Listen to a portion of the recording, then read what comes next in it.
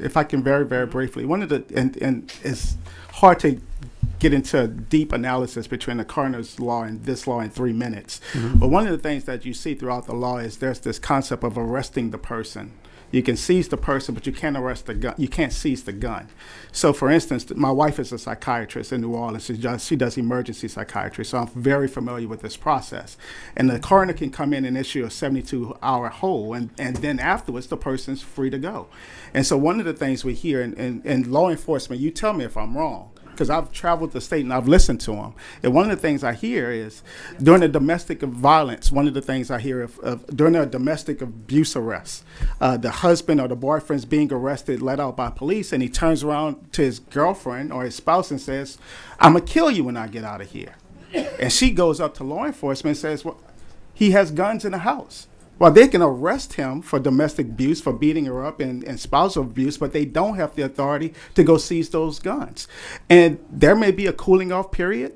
He may be held for 48 hours, 72 hours. He's going to be released, have access to those guns, and he's made a credible threat. He's exhibiting a danger, imminent danger to himself or others. And law enforcement has told me, because I asked how often does this happen? It happens way too often, especially in the rural communities, and they carry out those threats. This isn't idle threats where they're saying, "I'm going to kill you when I get out of jail." When they get out of jail, they carry it out. The 72-hour hold, you can seize this person who's displaying mental illness, but they're crazy enough to know what they have to say in order to get released. And when they get released, they have access to guns, and they've been exhibiting signs that they're a danger to themselves or others. The law is set up to arrest the person. This is giving law enforcement an extra tool to go seize the gun. And Representative Marino, I consider you a friend. I do. They're not trying to bully you. They're trying to bully the 43,000, 44,000 people you represent. I've faced that. I've gotten calls after the Confederate Monument speech, after this red flags. Oh, I've gotten calls all around this state. You can't bully me, though.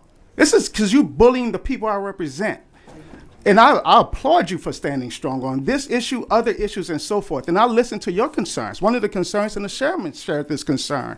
Well, what if the gun is owned by someone else? What if it's a father who has a son or someone staying in your house? So we watered it down as best I could. Now, own and possess is in the language, page 2, line 8. That's my effort, my good faith sign that I've listened to all the thoughts around it, all the stakeholders, and tried to come up with a sensible legislation to help us prevent a tragedy. This isn't partisan politics. I don't want a shooting at my daughter's school. You don't want one at yours. I don't want a shooting at a movie theater. Took my family bowling the other night.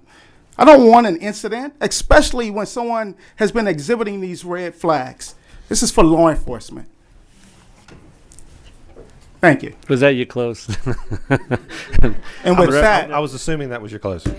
favorable passage. I think Representative Marcel beat you to it. Representative Marcel has made a motion to report